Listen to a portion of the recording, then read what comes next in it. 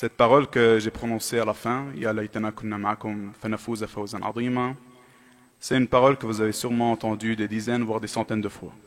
On la prononce très souvent pendant les majalis de Ashura, et même dans les autres majalis en dehors de Ashura. Et en français, ça peut être traduit par si seulement nous étions avec vous, nous aurons alors gagné une grande victoire. Nous aurons alors gagné une grande victoire.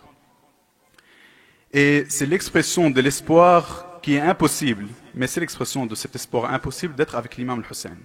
Impossible parce qu'on ne peut pas être présent physiquement à Karbala.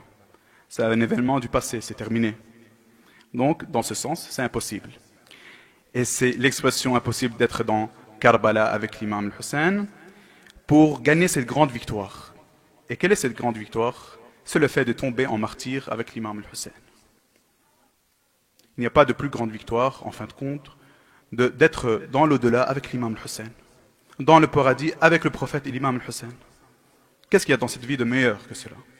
De plus grande victoire? Il n'y en a pas.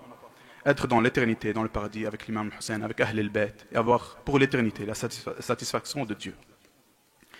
Et bien sûr, de manière générale, le martyr, c'est quelque chose d'immense auprès d'Allah.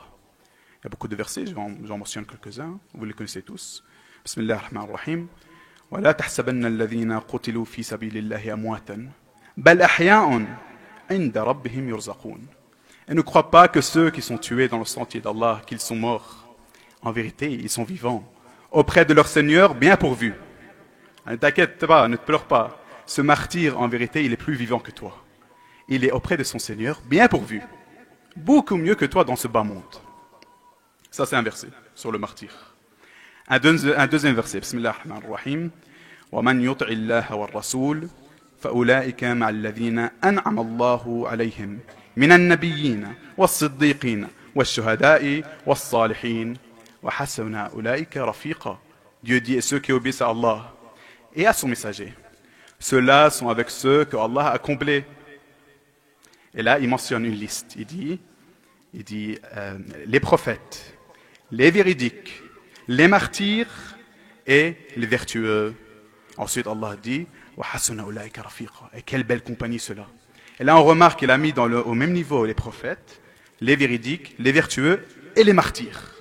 Donc, le martyr dans l'au-delà, en fin de compte, il est dans la même catégorie, à la même étage dans le da, en compagnie du prophète et des véridiques et des vertueux. Voilà, ça c'est quelques exemples. Mais en général, le martyr, c'est quelque chose d'immense auprès d'Allah. Et ya laytana kunna ma'akum fanafouza fawzan 'azima.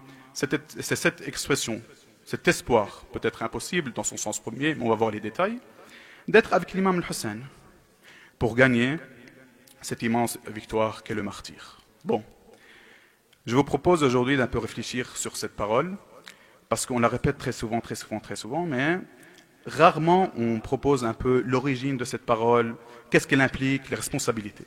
Donc aujourd'hui on aura deux points. Premièrement, la source de cette parole.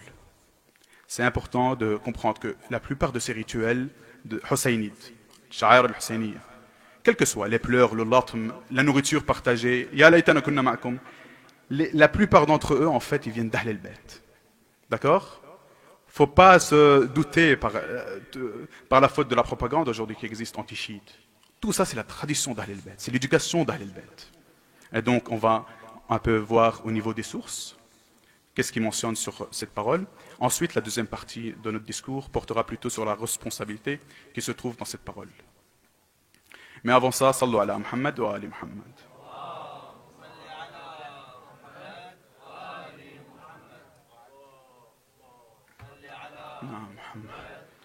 Ali Muhammad. Allahumma salli ala Muhammad. Donc commençons par ce premier point. La source ou les références de cette parole. Il y a deux catégories de sources. La première catégorie, elle confirme le sens de cette parole, la philosophie qui s'y trouve, l'idée. Mais elle n'en parle pas mot par mot. La deuxième catégorie, sallu ala Muhammad wa ali Muhammad.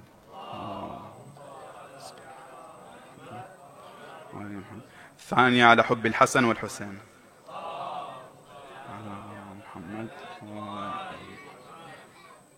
Donc la première catégorie confirme le sens de Ya laytana kunna ma'akum. La deuxième catégorie, non, elle leur rapporte cette parole mot par mot. La première catégorie, vous avez par exemple un sermon dans Nahj al-Balagha. Un homme vient vers l'imam Ali après la bataille du chameau, qui opposa l'armée de l'imam Ali contre l'armée de Talha, Zubayr et Aïcha. Ah Basra, c'est la bataille du chameau et l'armée de l'imam Ali a gagné. Il y a un homme qui est venu chez l'imam Ali. Il était à la fois content mais à la fois triste. Content parce qu'il a participé avec l'imam Ali, et c'est une victoire, une des victoires de Dieu, alhamdulillah. Triste parce qu'il a un frère qui n'a pas pu assister. Donc il est allé chez l'imam Ali, il lui a dit « Ya Amir al-Mu'minin, j'aurais aimé que mon frère assiste avec nous et voit la victoire que Dieu t'a donnée. » L'imam Ali lui a alors dit « Est-ce que ton frère est avec nous ?» Ça c'est important, on va y revenir. Est-ce qu'il est avec nous? L'imam lui demande. Il n'a pas été avec nous pour X ou Y raison valable. Mais son cœur, est-ce qu'il est avec nous? Son intention, elle est sincère, elle est avec nous ou pas? Il est pour notre cause ou pas? L'homme lui a dit oui. Il lui a alors dit, ton frère a vécu, ou ton frère a témoigné ce qu'on a vécu. Il lui dit, c'est comme s'il était avec nous. Il a la récompense de ceux qui ont combattu avec nous. Ensuite, il continue en disant, il y a même des gens qui sont encore dans les lombes des hommes et le ventre des femmes, et qui ont été présents avec nous aujourd'hui. Le temps les fera connaître, et la foi sera renforcée par eux. L'imam lui dit, pas seulement ton frère. Les gens, ils ne sont pas encore nés. Dans 5, 10, 600, 700, 8000 ans, ils vont venir. Parce qu'ils sont avec nous. Leur cœur est avec nous. Et sincèrement, ce n'est pas juste des paroles. Alors, ils seront considérés comme des gens qui ont vraiment combattu avec nous. Et là, l'imam Ali parle à des gens comme moi et toi. Nous, aujourd'hui, on est en 2023. On est minimum 15 siècles après les événements. Mais si vraiment notre cœur est avec l'imam Ali, avec l'imam al-Hussein, alors c'est comme si on était avec eux. Ça, c'est le premier hadith qui confirme le sens. Vous avez vu? Ça ne rapporte pas les mots, mais ça confirme le sens de Ya laytana kunna ma'akum. Le deuxième exemple, vous avez un hadith dans Bihar al-Anwar. Jabir bin Abdullah al-Ansari, l'un des compagnons pieux du prophète. Pas parmi les compagnons qui ont trahi le prophète, qui sont restés fidèles aux enseignements du prophète. Après le martyre de l'imam al-Hussein, il est allé à Karbala pour visiter l'imam al-Hussein. Et le hadith est assez long. Dans ce hadith, qu'est-ce qu'il dit? Il dit وَالَّذِي بَعَثَ مُحَمَّدًا بِالْحَقِّ لَقَدْ شَارَكْنَاكُمْ فِيمَا دَخَلْتُمْ فِيهِ. Il dit par celui qui a envoyé Mohammed véridiquement. Il jure sur Dieu. C'est pas n'importe qui ce Jabir, c'est l'un des compagnons pieux du prophète. Donc quand il jure sur Dieu, c'est pas quelque chose d'anodin. Il dit nous avons participé dans ce que vous avez entrepris. Il y avait Atiyah, c'est son serviteur, il est avec lui, il a été surpris. Il a dit, Jabir, bon, moi j'étais avec toi tout ce temps, t'as rien fait, c'est un peu trop facile.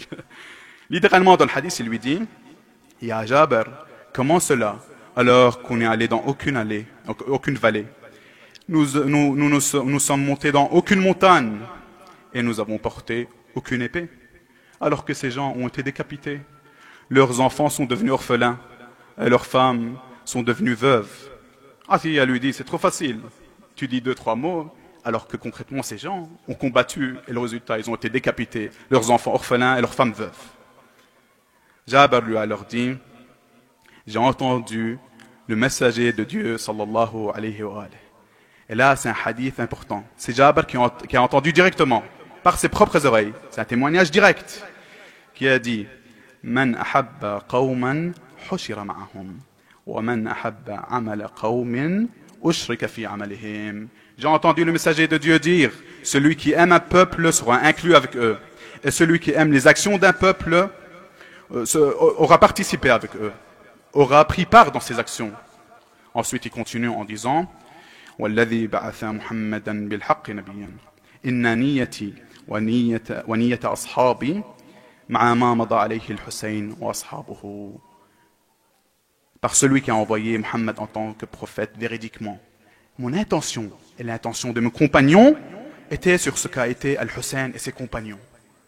Et donc ça confirme le hadith précédent de l'imam Ali. Certes, tu n'es pas présent, mais si ton cœur est avec l'imam Al-Hussein, alors là, on a le témoignage du prophète par Jabir. Tu seras parmi ceux qui ont combattu avec l'imam Al-Hussein, à cette condition que ton intention soit pure. Et Inch'Allah, on va très rapidement y revenir. Bon, ça c'était les sources qui confirment le sens. Maintenant, il y a carrément des sources qui rapportent de manière littérale ces mots, mot par mot. Vous avez un très long hadith de l'imam Rada où il discute avec son compagnon Rayyan ibn Shabib. Et toute la discussion, c'est un hadith très important et connu, parce que toute la discussion porte sur comment commémorer Ashura. Comment commémorer Ashura. Dans ce hadith, il dit, Ya ibn Shabib, in sarraka an yakuna laka min al-thawabi ma liman istashhada ma al-Hussein, faqul hina tadhkuruhu ya laytani kuntu ma'ahum fa'afuza fawzan 'azima. Ya ibn Shabib, oh ibn Shabib, si tu es heureux, si tu voudrais bien avoir la même récompense que ceux qui sont tombés en martyr avec l'imam al-Hussein, alors à chaque fois que tu le mentionnes, dis Ya laytana kunna ma'ahum fanafuza fawzan 'azima. Si seulement nous étions avec eux, nous aurons alors gagné une grande victoire.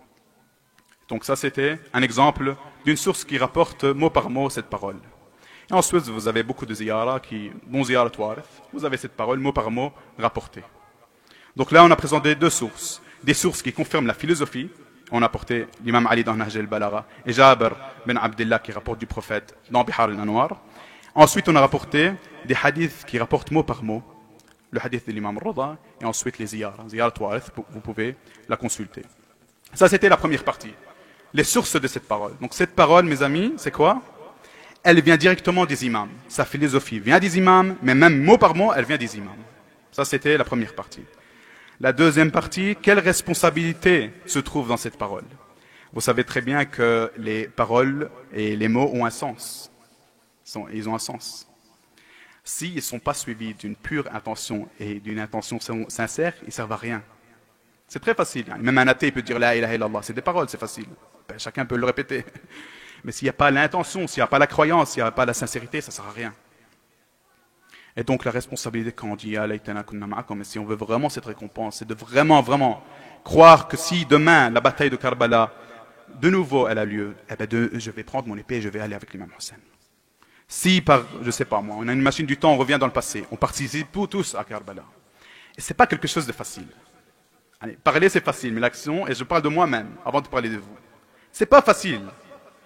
72 personnes contre une armée de plusieurs milliers de personnes. Vous savez comment c'est terrorisant? C'est terrorisant. C'est pas facile. Et les beautés, on va dire, de ce bas monde, Inch'Allah, il y a une nuit, on va parler des désirs de ce bas monde. Ils sont beaucoup. Allez, on est tous, on a des désirs, on a des plaisirs, on aime bien vivre, on aime bien la richesse, on aime bien le pouvoir, et personne qui aime aller se faire massacrer. Donc c'est pas facile. On a vu le hadith de l'imam Ali. On a vu Jabir. Il faut que ça soit suivi avec une sincérité pure pour l'imam al-Hussein. Pure pour l'imam al-Hussein. Ça c'est le premier point. Le deuxième point, cela implique aussi d'être soumis aux enseignements de l'imam Hussein. Ce n'est pas possible que l'imam Hussein, le jour de Ashura à midi, quelques instants avant de tomber en martyr, il a prié la prière du midi. Sous les flèches, les sources nous disent sous les flèches. 2 soldats le protégeaient des flèches. L'un d'entre eux est mort en martyr. Jusqu'à la dernière seconde, il n'a pas laissé sa prière. C'est pas possible que moi je dis Ya laytana kunna ma'akum et puis je ne prie pas. C'est quoi ce souhait si je ne prie pas? Ali al-Akbar, il a été soumis à son père. Soumis à son père. Inch'Allah, la nuit de Ali al-Akbar, on va apporter les détails incroyables. C'est pas possible qu'après Ashura, moi je dis allez, mais je suis avec un comportement cruel avec mon père.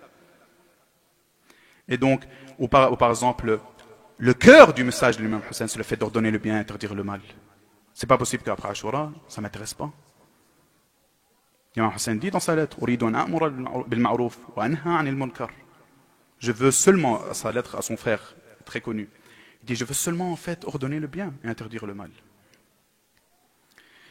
Et il ne faut pas oublier, alors quelqu'un pourrait dire, bon maintenant l'imam Hussein c'est fini, on ne peut plus rien faire. Non, c'est pas vrai, c'est pas fini. On a aujourd'hui un imam qui nous attend, qui s'appelle l'imam al-Mahdi, sahib al-Zaman. Et donc si l'imam Hussein et Karbala c'est fini, il y a encore des batailles, et Ahl al-Bayt ils ont encore besoin de fidèles. Ils ont encore besoin de fidèles avec une pure intention. Et donc, à travers Karbala et les enseignements de Karbala et cette parole, j'ai encore l'occasion, pas seulement comme on a dit, d'avoir cette récompense d'être avec l'imam Hussein, on a mentionné les sources, mais concrètement, peut-être demain que l'imam réapparaît, il a besoin de partisans. Donc, il faut dans tous les cas être prêt. Je termine juste avec un petit point, j'ai peut-être pris trop de temps. Il y a Il y a un très grand savant qui s'appelle Sayyid Mohammed Baqir al-Sadr. C'est un martyr qui a été tué par Saddam Hussein. C'était un très grand savant. Jusqu'à maintenant, ses cours, ses livres sont étudiés, etc. Un très grand savant, dans tous les cas. Il a une vidéo qui m'a touché, moi, quand j'étais jeune. Il dit, nous, on insulte et on me dit Haroun Rashid, qui a massacré, qui a tué l'imam al-Kadhim. Il dit, c'est trop facile. C'est trop facile, moi et toi, on n'a rien. Yani, au niveau financier, on est quoi? On est, alhamdoulilah, normal ou bien un petit peu riche. Alhamdoulilah. Mais Haroun Rashid, il avait des tonnes et des tonnes d'or. C'était un empereur, c'est un empereur. Du Maroc jusqu'à l'Asie centrale, c'est son empire. Un claquement de doigts, il a ce qu'il veut. Les plaisirs du monde. C'était le roi, l'empereur de ce monde. Et donc il dit, quand on dit et quand on veut être avec Ahl-el-Bayt, il faut se mettre dans cette situation. Il faut se remettre en question. Dire, si demain on me donne la richesse de Haroun, les femmes de Haroun, les palais de Haroun, les esclaves de Haroun, l'empire de Haroun. L'empire de Haroun, tu prends la carte, c'est un quart de la carte. Est-ce que je vais vraiment être avec Ahl-el-Bayt? Parce que quand tu es pauvre, c'est facile de dire t'as rien à sacrifier. Mais quand tu as un empire sous la main, ça devient extrêmement difficile. Donc il faut se remettre en question, et même à ce niveau, ou dire si un jour moi je deviens comme Haroun Rashid, avec des tonnes d'or et un empire comme ça, est-ce que je vais quand même ne pas assassiner l'imam al-Kadhim? C'est une remise en question. Il faut se remettre en question de manière continuelle. Inch'Allah, c'est également le but de ces majalis durant ces soirées de Muharram. Assalamu ala al-Hussein, wa ala Ali ibn al-Hussein, wa ala awlad al-Hussein, wa ala ashab al-Hussein, wa sallallahu ala Muhammadin wa ali Muhammad.